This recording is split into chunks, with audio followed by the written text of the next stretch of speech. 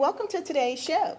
We are on location at Troy University, our wonderful, magnificent campus, and they are our host venue. Today is a community public health panel discussion. Again, it is a community public health panel discussion. And we are super excited to have you join us. You want to tell us more about it? Yes, and we have a panelist of 8 important people from our community, and we're going to be discussing, as Loretta said, what's going on with the Corona-19 virus. And we're going to start, I want to introduce from my left, Mayor Eddie Lowe. He isn't here, he'll be here in a little bit, but we have Dr. Daryl Ellis, family practice of Phoenix City. We also have Tim Hatch, administrator of the Russell County Health Department. And who did I miss anyone? Ben? And of course, Moser? I'm sorry, Mr. Ben Moser from the United Way. He's also the CEO and president. Awesome. We have some magnificent panelists on today's show, and I will share with you, to my right, your left, we have, beside me, Pamela Kirkland, with Public Relations and Information Coordinator with the Columbus Health Department. Awesome. And then also we have Chance Corbett, Emergency Management in Columbus. And he's in lieu of Mayor Skip Henderson. Thank you for being on. Also, we have Dr. William Roundtree, Family Practice in Columbus. Thank you for being on. And also we have Betsy Covington, President and CEO of the Community Foundation of Chattahoochee Valley. Thank you. Awesome. So today you'll get to know more about our panelists, their service in the community. I will add this, they are here because they care. And a lot of times you don't get to see what's happening behind the scene, but they too are our frontline heroes. So first of all, to let everyone know, this is a vision that you had, and thank you for bringing me in to co-host this wonderful show with you. You're quite welcome. And to be a voice for the community. So we want to jump right into it because we want to respect everyone's time. But the purpose of this wonderful forum is to bring awareness, facts, enlighten the community, and educate them regarding COVID-19 and vaccination. Now, everyone knows that's a conversation that is happening constantly. And we're going to tackle it today and share it because the community has concerns and questions as well. So, And we just pray and hope that you get something from this that will encourage you, if you have not gotten vaccinated, to get vaccinated. So we just want to thank you for watching. And Loretta, would you start with the first question, please? yes, sir. I will. My pleasure.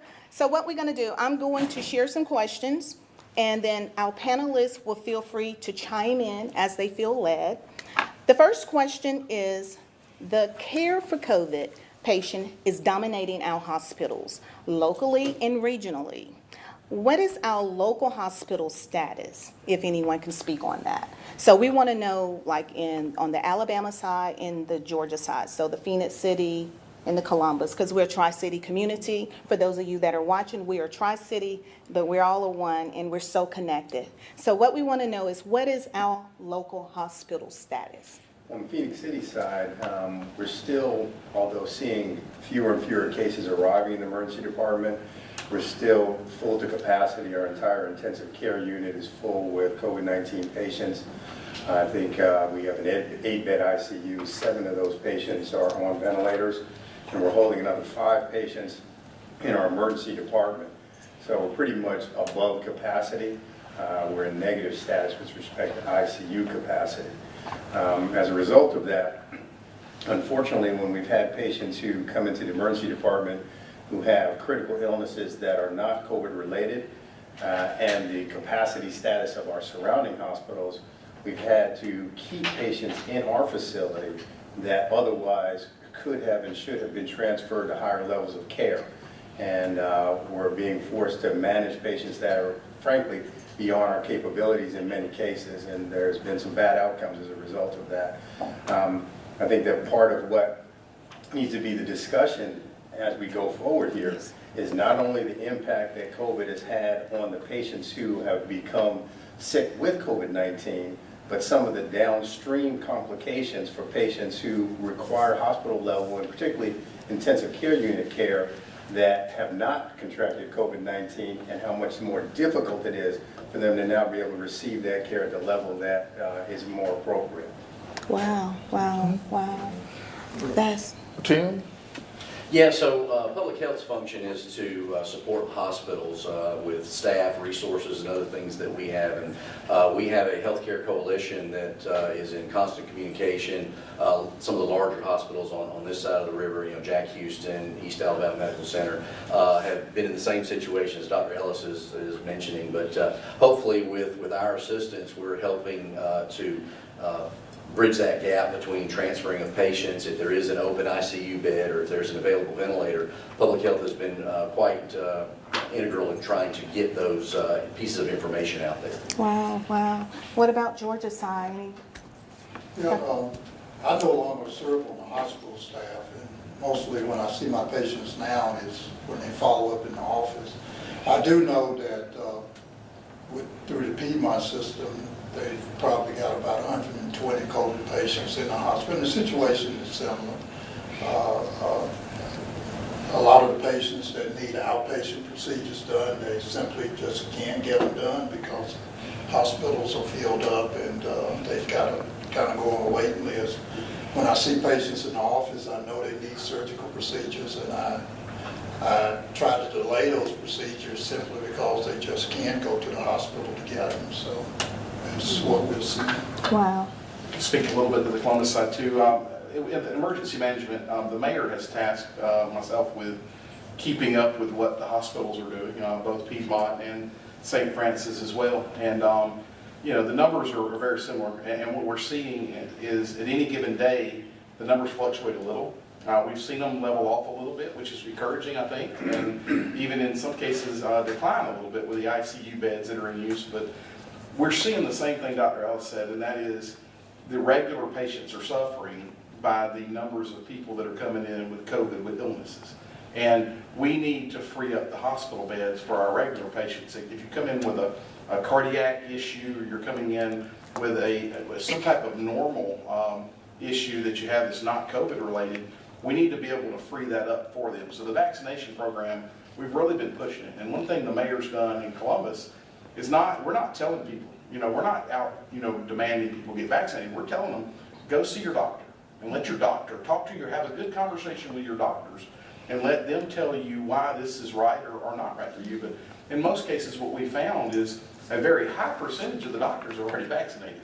So they believe in it. So that's been our stance, and working very closely with public health. In fact, we have a clinic going on this morning right now for public safety, catching people that may not have received it the first time that want to come back and get it. They're doing clinics every day, and we're supporting them. Whether it was the clinics we did at the Civic Center on our own, or whether when GEMA, the Georgia Emergency Management, came in and did the 13 weeks of clinics Monday through Friday. We saw large numbers, but we didn't see the numbers we wanted. We wanted more people there. We had people here from all over the state ready to give shots. And at times, we were having to go to the media, having to beg people come get shots. So I think it's important to have conversations like this, especially with the medical personnel here, and let them tell us that we trust them. I trust my doctor. I go to the doctor. My doctor tells me to take a medication, I'm taking a medication. If my doctor tells me, I think it's important for them to hear from their medical professionals that this is important for you, important for your family, your friends. I've had friends pass away from this. I had a friend recently who on social media said that he was unvaccinated and fine. 3 weeks later, he was dead from COVID. So I have seen it, and I think the message is clear. We need to get people vaccinated. Absolutely. And you spot on with that. Absolutely. And we work so much in conjunction with Chance and the city, and we've been very grateful to have their help. And, as public health, we're on the prevention side, and that means vaccinations. And right now, we're at 37% in Columbus, and we would love to see that get higher.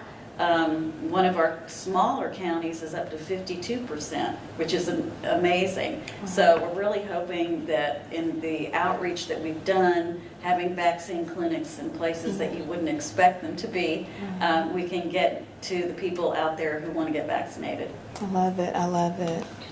Mayor, would you like to have something to say? Just what Mr. Corbett said there. We're not telling people, but we are strongly asking and begging people to be vaccinated. And we all know this thing is real in spite of some of the nuances out there. However, you know, when you're in this gig on the political side, I call it a gig, it's three things that you have to make sure you're doing for the people that you're responsible for. The first thing is to provide provision for them. The other thing is to make sure that we are progressing where we can have a better quality of life.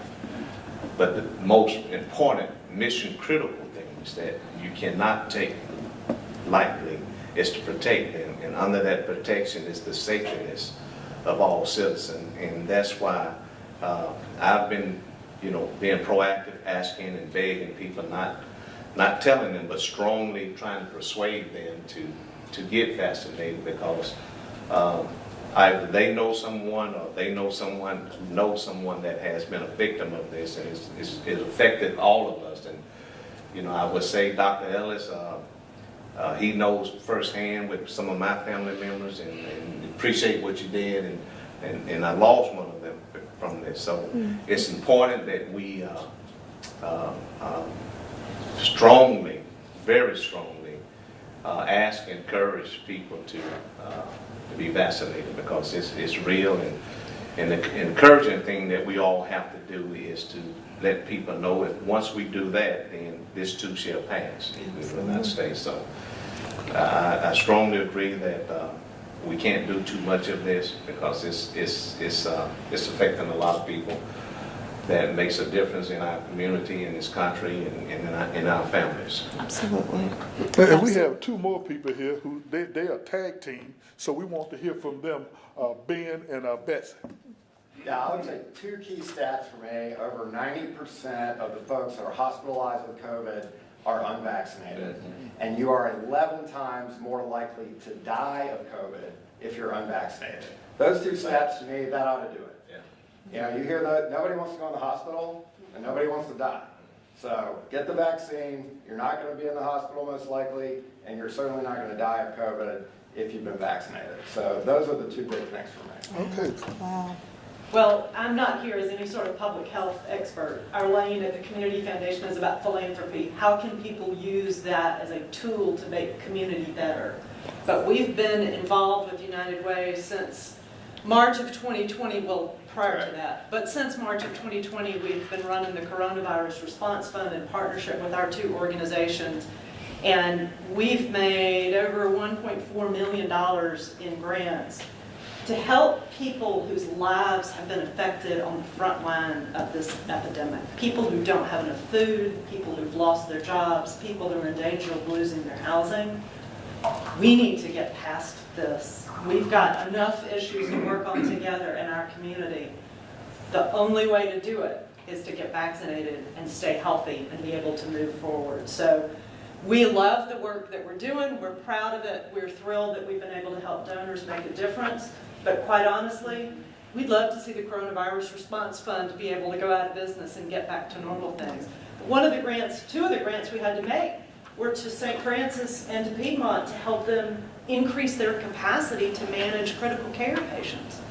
I'd love to see them be able to get past this. So, yeah, get a vaccination, folks. Wow. I love it. Let me ask you all, how are we doing in the community with children as COVID patients? Do anyone know of that? You know, talking to some pediatricians, it's not where, in Phoenix City and even in Russell County, it's not where it needs to be. You know, for so long you were hearing that kids was okay, and then this thing switched and flipped. So It's not where it needs to be, and the school system would be the first ones, Russell County as well as Central High School would be the first one, or the superintendents of those schools would be the first one to tell you. There have been cases of kids, and there are some things that I know in Phoenix City they had to go to some altering when kids can come and split the time. So it's real. However, most of the time, and I'm not a doctor, but their system is a little stronger than ours. But however, you just don't want to take a chance, but not even one. Absolutely. Because one thing I think we're all smart enough to know is that we definitely have to protect them because they're going to have to take care of us. Absolutely. Yeah. They need us, but we definitely need them. Okay. Yeah, so the mayor mentioned Phoenix City and Russell County, and just like that across the river with the Muskogee County School District, we work very closely with them in our emergency management program. We've had clinics for their employees, early on, where the health department set up and let the employees drive through this clinic and get vaccinated. Very proactive stances by the school district, and they have a great administration over there. No doubt I have been impressed working with them and looking at the steps they've taken, whether it was right when they were coming to the point where they were going to not make people wear masks, the Delta variant started hitting and they were back to masks. But they've made some very proactive approaches, just like they have on this side of the river too. I think both of them they're doing everything they can. Nobody wants to be homeschooled. Nobody wants the kids having to do virtual learning. And we've seen issues in both communities, I'm sure, about broadband and the ability to take their classes remotely. They want to be back in school. There's no doubt about it. Obviously we're seeing on the news now that I think it's Pfizer has applied for an emergency use for 5 to 12-year-olds. That's encouraging. My 16-year-old was vaccinated, and my 11-year-old says as soon as she turns 12, she wants to get vaccinated. So I think it's encouraging, and we need to keep pushing forward. It is sad anytime we see a kid sick. Absolutely. And nobody wants to see that. Absolutely. What we can do as responsible adults and parents is get vaccinated so we keep it away from our kids too. Absolutely. And set the example, but one other thing I forgot to mention that one of the pediatricians here, Dr. Chandra, has signed a MOU with Russell County to do their kids, and I know they're in talks with Central High School, with the Phoenix City Public School System and the Russell County School System to be able to start vaccinating kids. Not telling them, but strongly asking and encouraging them. I think what needs to be, I guess, discussed at some level or another with respect to vaccination of the kids is some of the early reports about increased incidence of myocarditis, particularly in adolescent males who received the vaccine.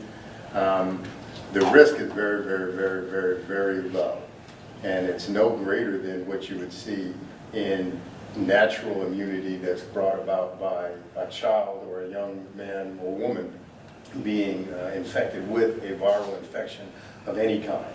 It's as a result of inflammation of that heart muscle that comes from the immune response from the vaccination. It's not been shown to progress to any kind of significant cardiac abnormalities. They come through it, the inflammation goes away, and their heart function returns back to normal. So I don't want that to be something that inhibits parents from allowing their children or encouraging their children to become vaccinated. Unfortunately, what we see in terms of the numbers of our eligible adolescents and children to become vaccinated, it correlates very closely with the numbers of the adults who have chosen to be vaccinated.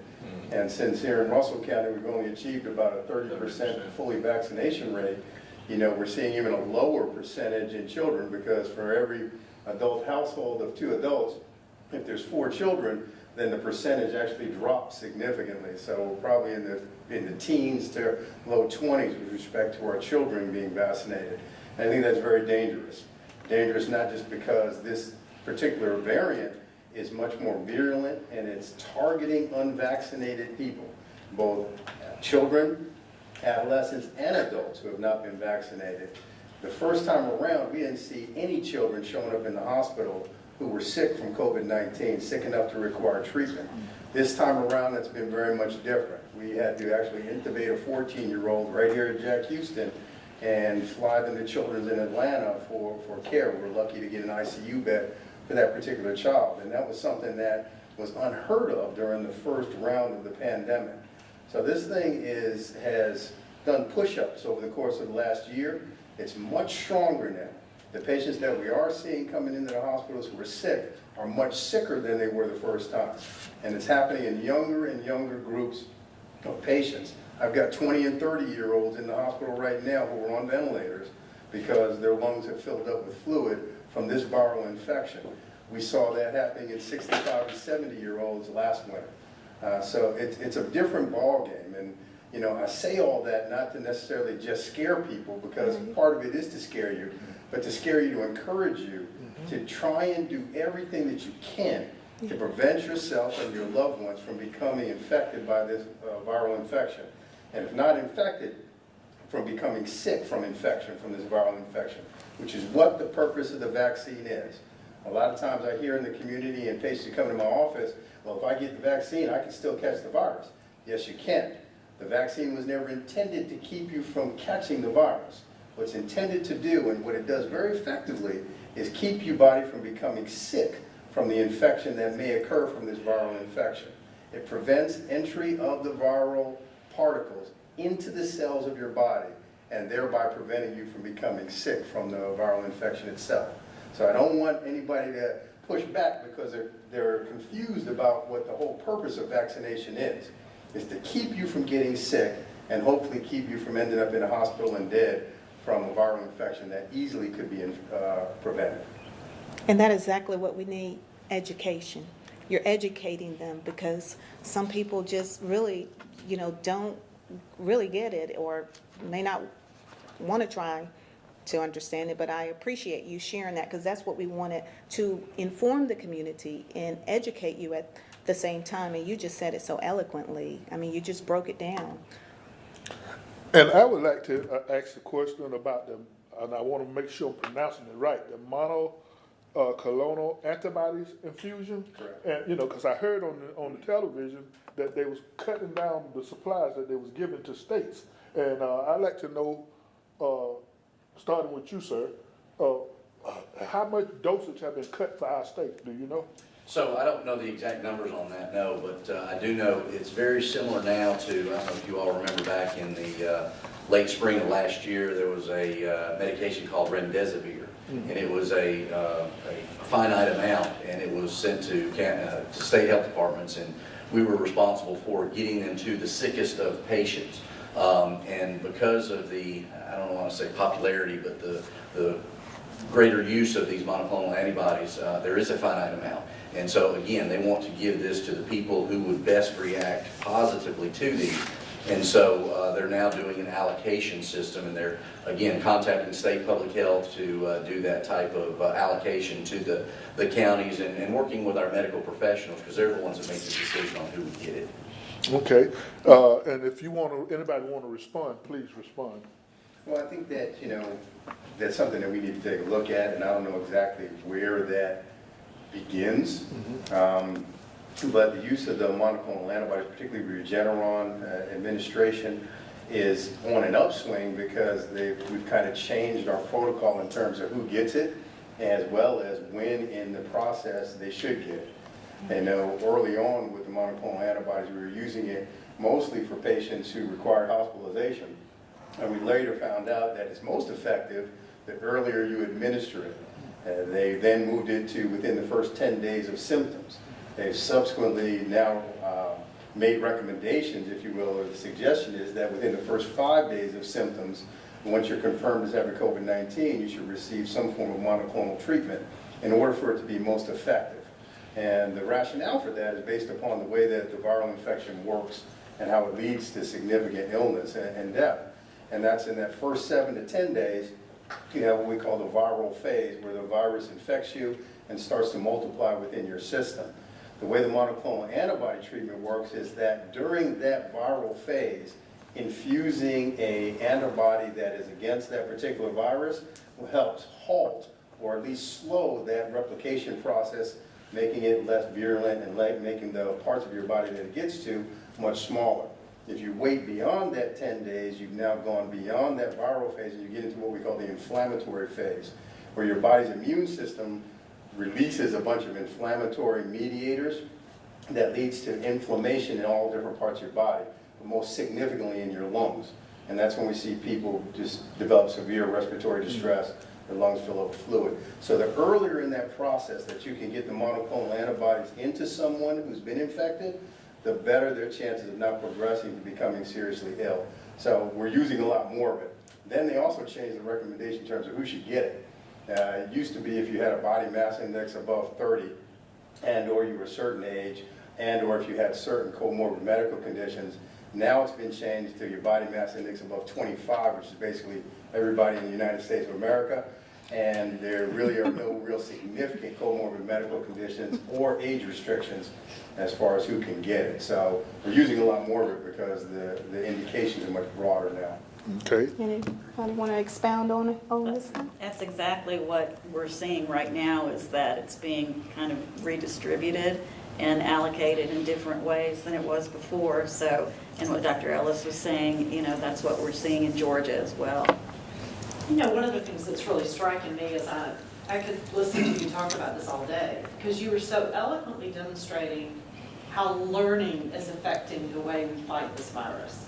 And you're saying this is what we did initially, but based on what we've learned, this is now what we recommend. Mm-hmm. And I think for people who are hesitant about vaccination, that learning process is something they've got to understand. We didn't know anything about this virus 2 years ago. Absolutely. It is a miracle that we've learned as much as quickly as we have.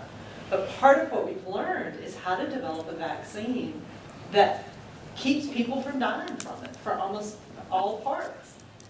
Why wouldn't we take advantage of that education and that learning? So I think it's important to really listen and understand that it's not that the story is changing out of some intention to mislead. It's reflective of learning, which Correct. I think is Critical. wonderful. Right. Wow. You know, I think one thing we have to emphasize too is to patients is that first they should get vaccinated and not depend on the monoclonal antibodies. I was talking to one patient and he said, well, you know, I'm not getting the vaccine, but I know I can get this antibody if I need it. Because it's really not that difficult to get it. You know, I have patients that call in for different reasons all the time, but what they need to understand is vaccination really comes first. And it doesn't matter which vaccine. It doesn't matter if you get Pfizer, Moderna, Johnson & Johnson. All of the vaccines work. All of them prevent you from getting disease. So whichever one you can get first is the one you should get. And I'm glad you shared that, because I've heard someone say that too on the streets. And we'll just Street keep talk. it the street talk. I don't want to get the vaccine, but I want to get the antibodies.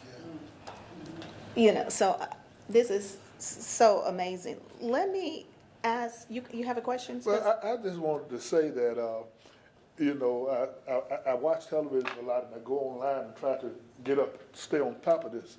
But I was reading something that says, as a military general, for example, George Washington ordered his troops to be inoculated against smallpox in 1777. And we are in 2021, and we are having people, and including troops, to say, I'm not going to get vaccinated. Isn't this amazing that we can go back in history and see all of the inoculations we've had to take in our life, and today we don't want to be protected? We've required vaccination to go to school for decades and decades now against a host of diseases. And how this has become so politicized now is It's unfortunate, to say the least. Wow. Go ahead, Loretta. We're going to take a quick break, and we're going to come back, and we're going to share some more questions with our panelists. Stay tuned. You're watching here on Beam TV. I'm a physician. I am a nurse. I'm a nurse too, but I'm also a daughter. That's why I got the COVID-19 vaccine. I got it because I'm a son and a husband. I got it to protect my community. It's been proven to be extremely effective against the spread of the virus. It's been more rigorously tested than any vaccine in history to make sure it's safe. When we get it, we protect ourselves and our community. It's your choice. If you have questions, find out more.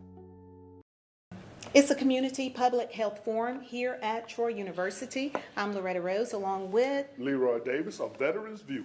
And we have a wonderful panel here today sharing with the community and because they love and they care about their community as well. This question, before we went to break, for churches and community organizations that are interested in an organized vaccine drive-through, what are the proper channels to make it happen? Anybody? Well, let me start for the Columbus side. We have a link on our website, westcentralhealthdistrict.com, where anyone, is not necessarily, it doesn't have to be a church, it can be an organization or a business that has several, people who want to be vaccinated. They can go to our website, fill out the information, and then they'll be contacted as to when we can logistically work out the details and have a vaccine clinic at their location. Awesome. And I want to ask you another question since you said it. Now, Columbus covers more than Muskogee County, right? As far as health. Right, our district covers 16 counties in the west central part of Georgia. And Muskogee County, Harris County, Chattahoochee County, those are the ones that we're doing a lot of the outreach, and we're seeing a lot more people that are interested in that kind of thing in these 3 counties. Okay. They have also not been turning away Alabama residents that have come to get their shots. That was both at the GEMA clinic, the first clinic they had at the Civic Center, but also daily at the health department when you go and get your vaccination. They're not going to tell them they can't have the vaccine. Okay, good. Yeah, and very similar here in Phoenix City. Our state health officer said early on that, don't let the river fool you. This is a national initiative. And very similar also to Columbus, we serve 11 counties. And so our suggestion is over here, if there are anyone in the Alabama side, to contact either the local health department requesting these off-site clinics, or go through your local emergency management agency. We've been working hand in hand with them for the last year and a half, and they've been very helpful in knowing their community and how we can help in doing this. Our hope is that we can encourage folks to go to a medical facility, whether it's their doctor's office, a hospital, or even the health department, because we have the staff and equipment and even the emergency supplies that if something were to happen, that we'd much rather treat folks in a medical facility than in a church parking lot or in a Walmart parking lot, that type of thing. Did you want to add something now?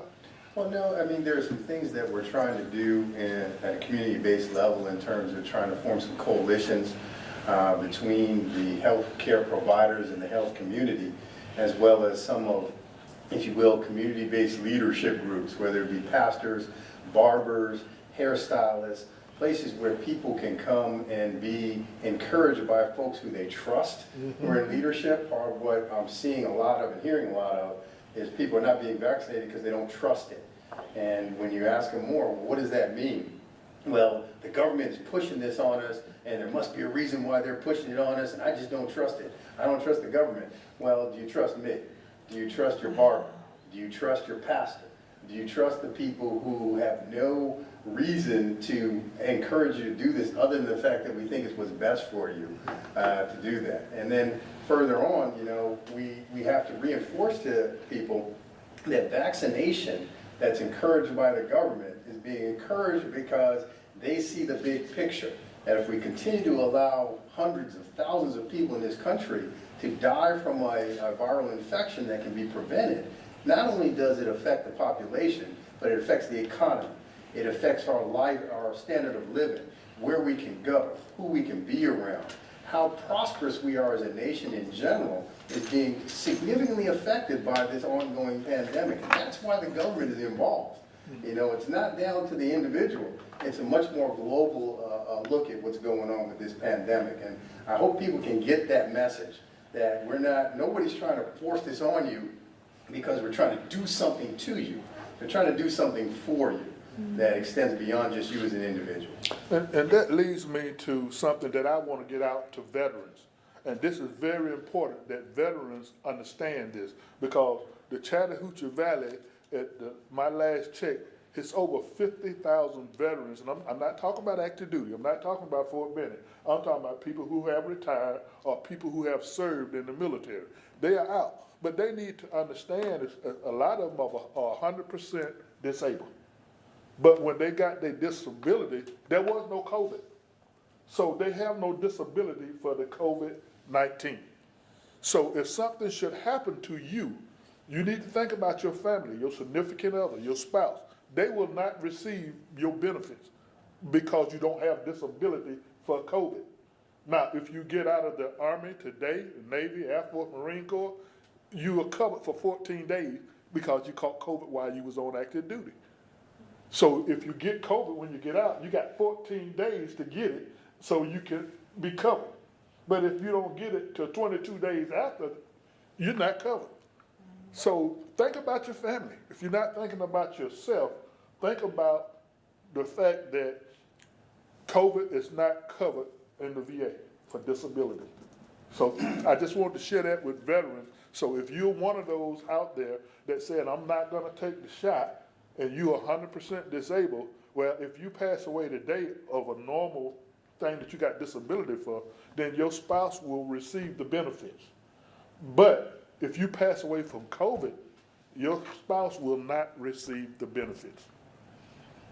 What is the standard quarantine time now? Depends on your symptoms and degree of illness. If you have mild symptoms or no symptoms, then it's a 10-day quarantine period. If you require hospitalization, supplemental oxygen, then it becomes a 20-day quarantine period. Wow. Okay, I have a question about, the government has had Walgreens, CVS, certain drugstores to give the vaccination. And I have some people that said, hey, I can't, every time I call, they're out.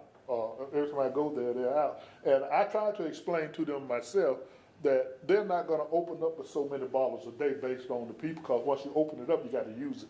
So could you give us some input on that? Anyone who wanted to give us some input about the pharmacies and how they do these shots and stuff? Yeah, from our side, we can order a certain amount for every health department, hospital. Going to work with Dr. Ellis here to get his clinic set up to where doctors can now order. We have over 1,500 in Alabama that can order.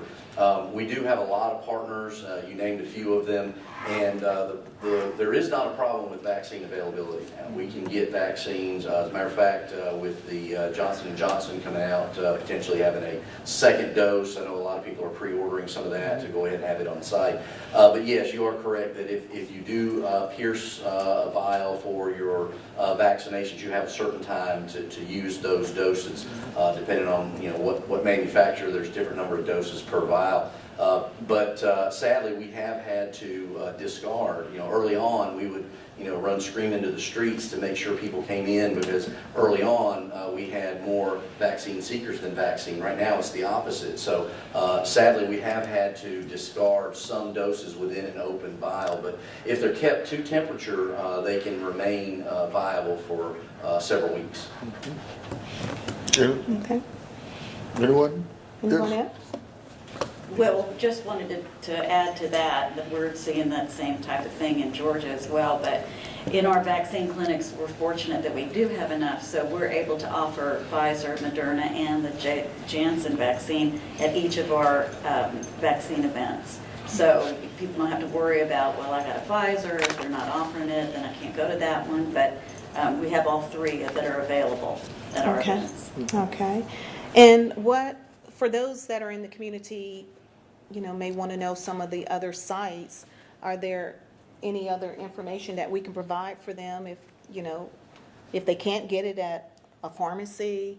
What are some other sites, or is there a website where the community can go to, to find? Yeah, on the ADPH website, and I'm sure Georgia has similar, there's a vaccine finder. You put in your zip code, and there's a little bar that you can draw within 25 miles, 10 miles, and it shows you a picture, and then you click on the little bubbles, and it tells you CVS, Publix, Walgreens, the list goes on. Awesome.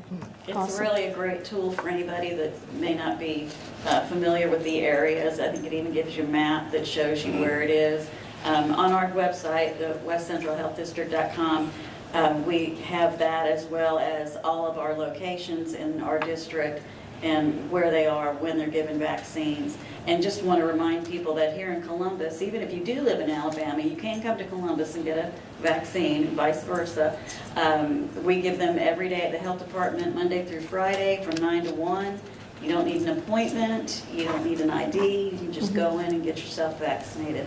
Awesome. Pamela, you're saying something that I think is important. You don't need money, You don't need an ID, you don't have to prove your citizenship, nobody's gonna ask you to prove anything, just show up and give them your arm. Don't care where you live. Don't need insurance. Yes, the one caveat to that, though, is minors. We got to make sure that we have proper identification for minors. So obviously accompanied by a parent or legal guardian is something. And now with it going down to potentially the age of 5, that we really have to look into that. But, early on we had some very grown 16-year-olds that would show up, and that's a little bit of a judgment call on our medical professionals. But so far we've been very successful in getting those eligible vaccinated. We're getting ready to close, and I'm going to let Loretta close, but I have one final question, and it'll be quick. On the monoclonal antibodies, is that covered still by the government, or do the individual have to pay when they come in for that treatment? To my knowledge, it's still a covered service. I don't handle the billing side. Yeah, that's right. Stay in your lane. And the reason I asked that, because I had a question from a teacher that she had to take off because her daughter was exposed in her classroom. So everybody in her house had to self-isolate for 10 days. But she went to East Alabama Medical Center to get the antibody, and they said, well, you live in Fort Mitchell. We're not going to treat you. We only treat Russell County. Well, Russell County is in Fort Mitchell. Fort Mitchell is in Russell County, rather. But anyway, she still ended up getting it. But what I want to understand, maybe you can answer this question, is are they paying for that, or are the health department still taking care of that? So again, I do know that currently the cost of the actual medication is not charged, but there may be a administration charge or a supply charge or something like that. Again, I don't do the billing either, so I don't really know about that. But yeah, we're hoping that as time goes on, and as was mentioned, as we learn more about treating this virus, that more and more options are going to come out. I heard the other day that there's even a company that's working on a pill form of some sort of antiviral that may help us in the future for those that may be apprehensive for needles. Okay, great. And I think Dr. Roundtree was going to say something? Yeah, I wanted to mention this before we close, but, we have to look at the risk factors for COVID too, for patients not doing well with COVID. One of the big risk factors is a lot of times, I know my patients don't want to, but you really have to look at the patient's BMI. Most studies show that patients that have elevated BMIs, that are in the obese category, don't do very well, and they stay in the hospital longer. And it's real important to know, because obesity or excess adipose tissue produces inflammatory hormones. When these patients get COVID, all of those inflammatory hormones are released, and their outcomes are not as good. They stay in the ICU longer, they're more likely to get admitted to the hospital. The other thing that, and I stress that in my patients too, the other thing is diseases like diabetes. Diabetes in itself is a risk factor for not doing well with COVID. It affects the small vessels. And if you can get patients to maintain good diabetic control, if they do catch COVID, they tend to do better. And the final thing that is not stressed that much, and I'm not sure why, but vitamin D deficiency. I don't think it's not much question that patients with low vitamin Ds, I don't know if you've heard this before, they simply don't do as well when they get COVID. And I've stressed that in my practice a good bit. And we've actually, had fairly good outcomes with patients when they've been exposed to COVID. If you look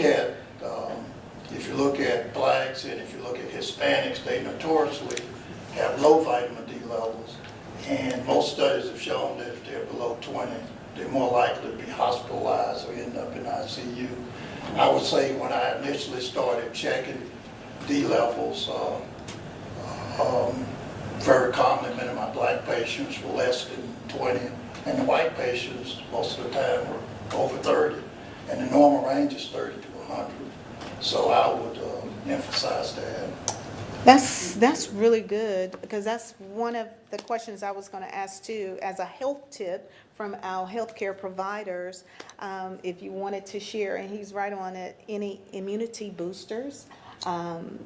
Vitamin D, now that we're finding out that that is vital, that's very important, because we have some that love the naturalness. Right, well, I'll tell you, the thing that will boost your immune system more so than any supplements, vitamins, any of that, is proper rest and proper exercise.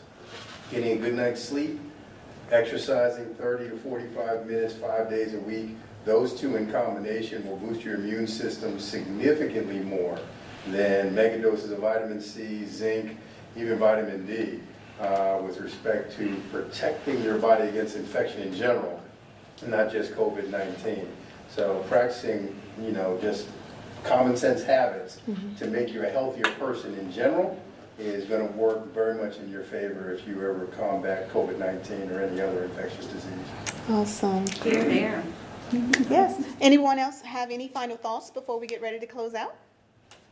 We want to allow you to have the opportunity, and we want to thank you all so much for sharing with the community. Thank you for your time, sharing your expertise, and just being a voice for the community. Before we go, just one last Yes, thing. sir. Whether you get your vaccine or whether you don't get your vaccine, don't forget to practice the basics. Masking, social distancing, hand sanitization, frequent hand washing, those go a long, long, long, long way. Even though you're vaccinated, you can still contract the virus and you can still transmit the virus. So you need to practice these other things as a part of the overall preventive effort to keeping this thing from continuing to spread the way that it's been spread. Awesome. Hey, we want to thank you. You heard it here from Veterans View and from Street Talk with the experts here to encourage you to get the vaccination. If not for yourself, for your family or your significant other or for your loved one. Loretta, close us out, please. Thank you all so much for joining us on this broadcast. And we want to thank Beam TV for broadcasting this wonderful panel discussion, and also our host venue, Troy University, and also Chick-fil-A in Phoenix City. Thank you so much. You've been watching it here on Beam TV.